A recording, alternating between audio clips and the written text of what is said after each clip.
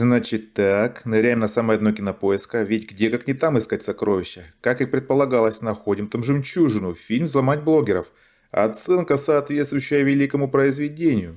Как говорилось в одном известном баяне, он занял первое место, но с конца. С конца режиссера, снявшего этот фильм, я бы добавил.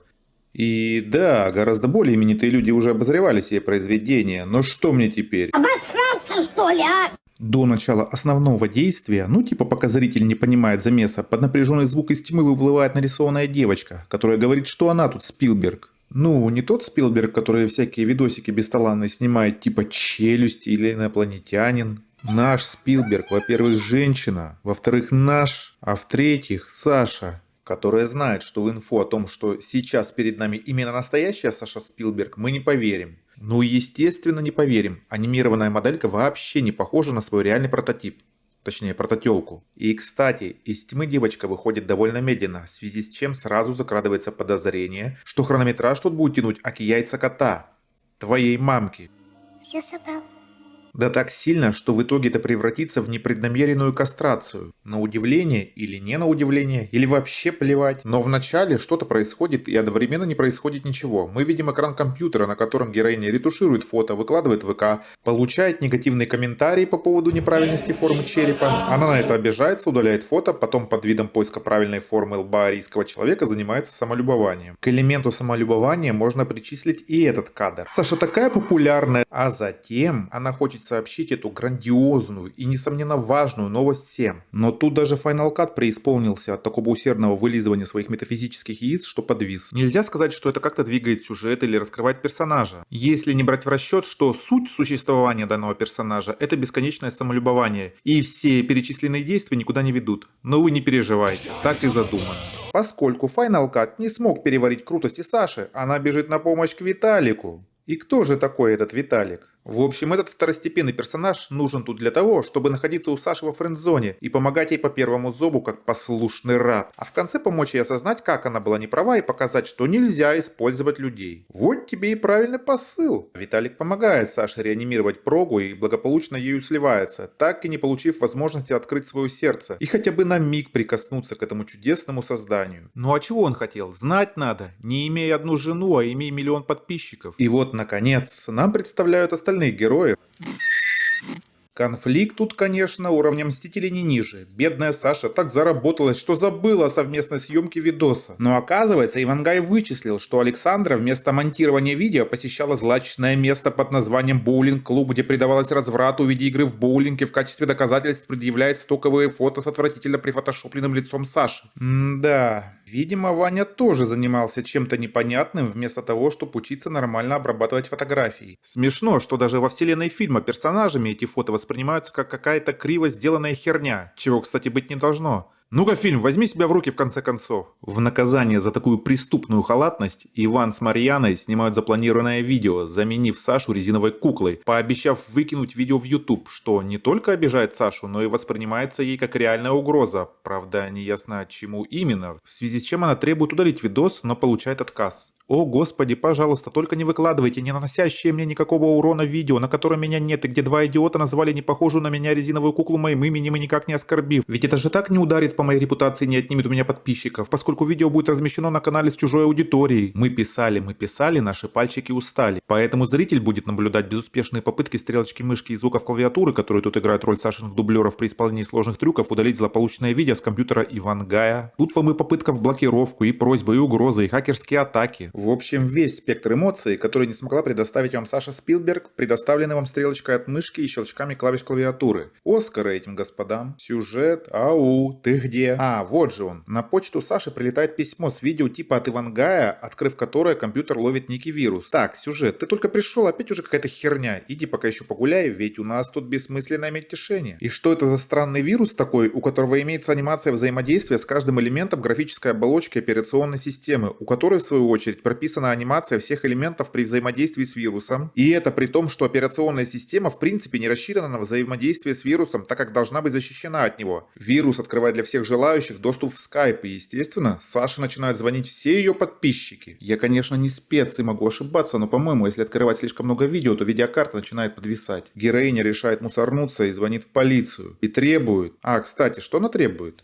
Я не знаю, найдите адрес этого человека, посадите его в тюрьму, что-нибудь сделайте. От моего имени пишут статусы ВКонтакте, в Инстаграме. Я не знаю, сделайте что-нибудь. И на вполне закономерный вопрос она начинает наезжать и получает вполне закономерный и справедливый ответ. Короче, слушай сюда. Ты меня задолбала. Я сейчас вычислю твой адрес, вызову наряд, ты алкашам будешь рассказывать свой статус в камере. Причем диалог строится так, будто абонент изначально должен понять, что за важная персона ему звонит. Ты же не представилась, В этом деле главное не выйти на самих себя. Ты сама скачала вирус с почты Ивангая. Какого человека ты просишь найти? Созвонившись с остальными, она узнает, что почта у Ивангая другая. Можно было бы, конечно, подумать, что кто-то, зная о конфликте, взломал Ивангая, нашел видео, замаскировал вирус под видео и скинул Саше. Но на золотой глобус тяжелее натягивать сову, поэтому все гораздо проще. Это сюжетная дыра. Также мы узнаем, что взломали не только Сашу, но и остальных. Интересно, а что в их письмах? Забракованная реклама прокладок? И тут, дристанув интеллектом, Марьяна Ро выясняет, что все письма были с одного IP. Ходит на сайт, который зарегистрирован по этому IP. Теперь следите за руками. Сайт, с которого пришел вирус, предлагает скачать антивирус. Похоже, теперь я знаю, у кого Ридли Скотт подрезал тот эпизод с яйцом. Загляните. Это нечто. Так, программка. Я скачала программку для удаления вируса. Так, а каким образом ты заходишь на сайт и скачиваешь программу, если ранее показывали, что управление ноутбуком было полностью потеряно? После установки на рабочем столе появляется анимированная брокколина, именующая себя универсальным помощником. Забавно, что Ивангай с Марьяной не видят появления помощника на экране Спилберга. Что? С кем ты разговариваешь? Я не знаю. Я только что все установила, и тут появилась какая-то фигня на экране. Но буквально через пару секунд начинаю с ним общаться. Будем называть тебя универсальный лопух, пока ты нам не поможешь. А сценарист случайно не тот мужик из старого мема? Перед решением проблемы Брокколи требует пройти идентификацию в виде теста с бредовыми вопросами. Затем предлагает просканировать глаз веб-камерой. По сути, если исходить из значимости этапов проверки, то вопросы в сравнении со сканированием сетчатки как бы нахрен не нужны. Герои выполняют условия помощника и происходит воровство сюжетного хода фильма «Трон», а именно перемещение героя в пространство компьютера. В фильме «Трон» отцом главного героя было создано специальное оборудование для этих целей. Тут же перемещение происходит... Потому что. Не, серьезно, фильм, ты этим мемом не отделаешься. Объясни, почему произошло перемещение. Потому что. Почему? Потому что. Да ладно. Очевидно, что задавание логичных вопросов имеет под собой ровно ту же цель, что и показ большей части сцен фильма. Тянуть хронометраж. Почему-то на рабочий стол, превратившись в кусок говнимации, перемещается только Марьяна. Можно было бы списать это на то, что Саша и Ивангай расположили свои глаза криво, но Марьяна во время счета вообще не смотрела в камеру. Потому что. Понял. Ивангай говорит, что... Вроде сработало, манчкины исчезли. Если кто-то из вас не похер, у нас тут переосмысление волшебника из страны Оз, и в целом без знания этой информации зритель потеряет только время, затраченное на просмотр, потому что данный монстр Франкенштейна умер на этапе сшивания по причине того, что хирург забыл вставить нитку в иголку. К слову, ни Ивангай, ни Марьяна не жаловались на мультяшных паразитов на своих экранах. Они просто говорили, что не могут зайти в свои аккаунты в соцсетях. Но анимированные разрушители, оказывается, никуда не делись и принялись избивать Марьяну за то, что помощника активировала Спилберг, по всей видимости. Что ты делаешь? Поступаю как мужик, спешу на помощь. Да ей нужна другая помощь. Ее избивают. Ивангай прикладывает глаз к камере, хотя вебка не является сканером сетчатки глаза. И все герои постоянно находились в объективе и в принципе давно могли бы переместиться без всяких заморочек. Но кому какое дело? Наш защитник огребает до тех пор, пока Спилберг не приходит на помощь.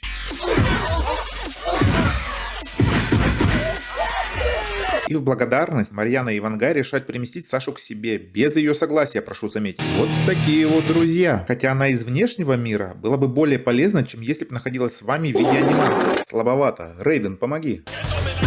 Повторяется процедура теста с вопросами за каким-то хером, и после теста Спилберг перемещается к остальным героям, ничего не прислоняя к камере, а просто находясь в поле ее видимости. Так, погодите. То есть сценарно была прописана процедура перемещения в киберпространство, которая в отношении каждого героя игнорировала какой-либо прописанный элемент. В связи с чем мы приходим к выводу, что она абсолютно бессмысленна. И знаете, что все это значит? Абсолютно ничего. Путем подлога нам снова выдают растягивание хронометража за шевеление сюжета. Я намеренно не использую слово «движение», продолжение, потому что у нас здесь опять невнятное мельтешение, выдаваемое за поиск решения проблемы и потуги в юмор, при которых даже глубоко умственно отсталый скажет.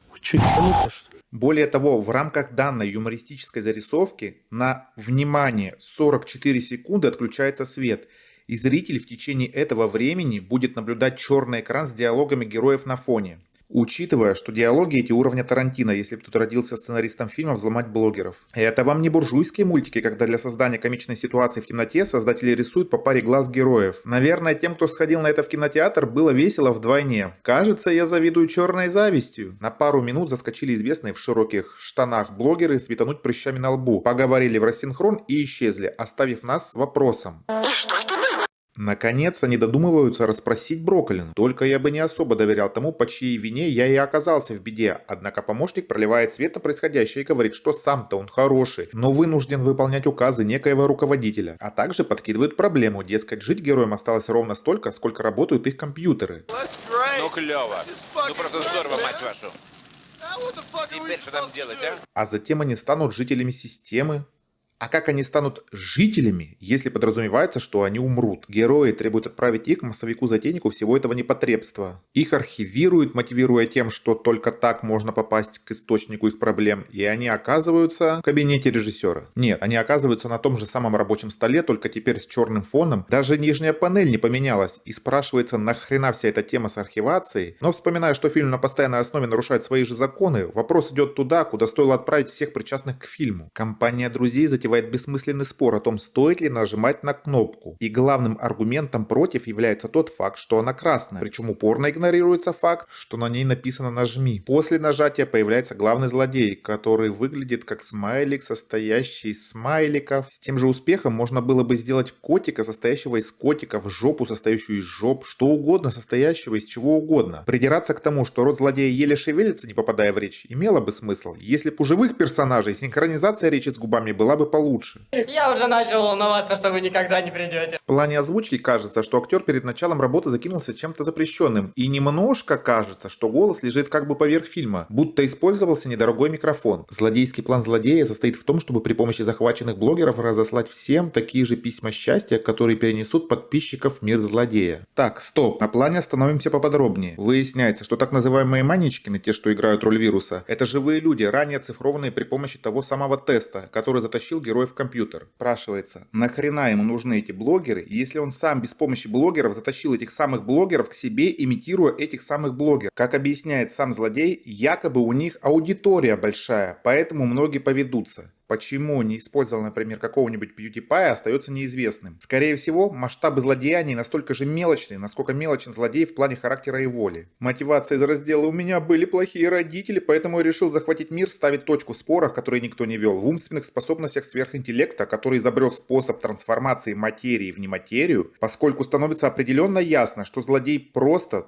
тупой, так как правильное воспитание и развитие своими родителями себя он воспринимал как пытки. Поэтому, внимание, оцифровал себя, переместился в киберпространство и стал делать, что хочет. Но вскоре ему это надоело, и он, видите ли, захотел остальных людей себе в слуги. Тут нужно признать, со злодеем постарались, тварь какую не жалко. Но, скорее всего, это получилось непреднамеренно. Это все интересно и забавно? Нет, совсем не интересно и далеко не забавно. Снова происходит бесполезная и никуда не ведущая ссора, после которой Саша остается наедине с рыжей Брокколиной. И тот признается ей, что когда-то тоже был человеком, хотя ранее уже говорилось, что все анимированные персонажи когда-то были людьми. Хватит повторять. На вопрос, как он существует без компьютера, кстати, логичный вопрос, тот начинает юлить, словно сценарист, когда его ткнули носом в несостыковку, и выдает ответ типа «Неважно.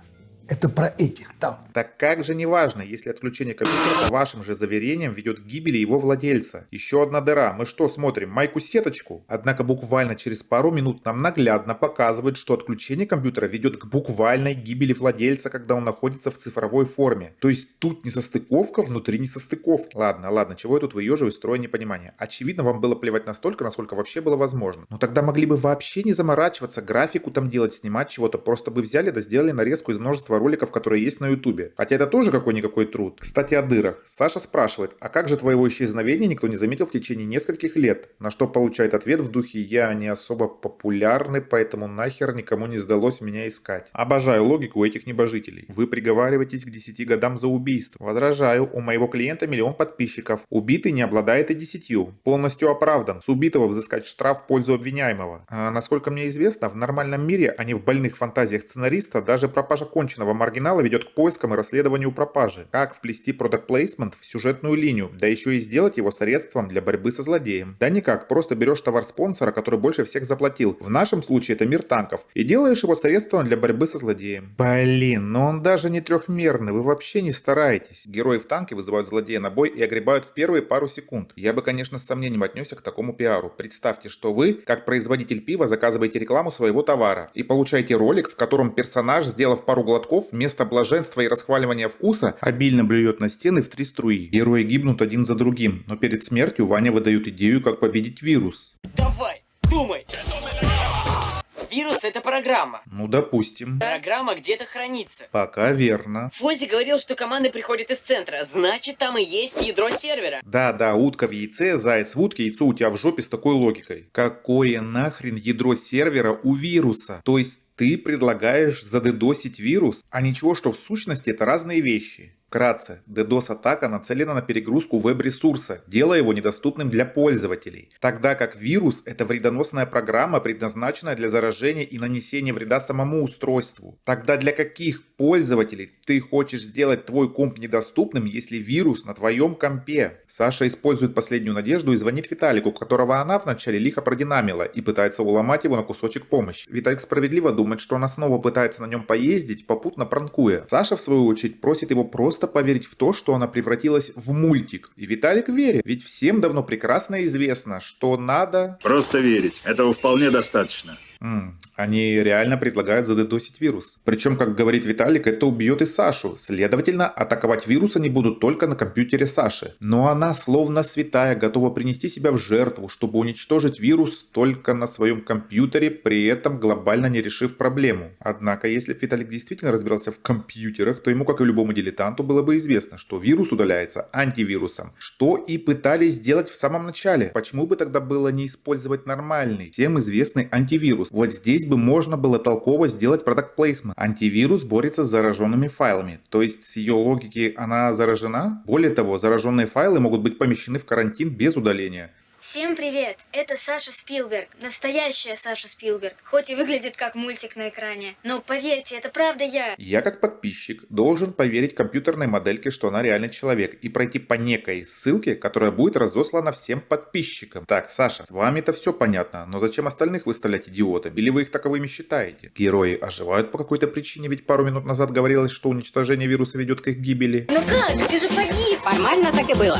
Я скопировал себя, когда понял, что хозяин слишком увлекся идеей захвата мира. А этих двоих кто скопировал? Вирус побежден, Саша все-таки понимает, что нужно давать тем, кто тебе помогает. Герои снимают совместные видео и все счастливы. После Ваня уехал жечь купюры, Мария в Японии занимается садоводством, а Саша продолжила быть Спилбергом. Конец. Фильм отменный, строго рекомендуется к просмотру абсолютно всем, у кого слюна вытекает изо рта во время попыток произвести мыслительный процесс. Если уж делать какие-то серьезные выводы или высказывать мнение по этому фильму, то его физически тяжело смотреть. От просмотра реально начинает болеть голова, абсолютная пустота и бездушность открытого космоса, которая вытягивает из тебя чувство прекрасного вместе с содержимым желудка. П.С. В нижней части постера имеются 2 хэштега. Хэштег «взломать блогеров» и хэштег «нас не взломать». Типа первый это цель, а второй это спойлер? И почему вообще название фильма звучит как повелительное наклонение, если конкретно взлом блогеров являлся целью главного злодея? Это все равно, чтоб если «Матрицу» назвали «превратить всех людей в батарейки», а хэштег на постере был бы хер вам, а не батарейки.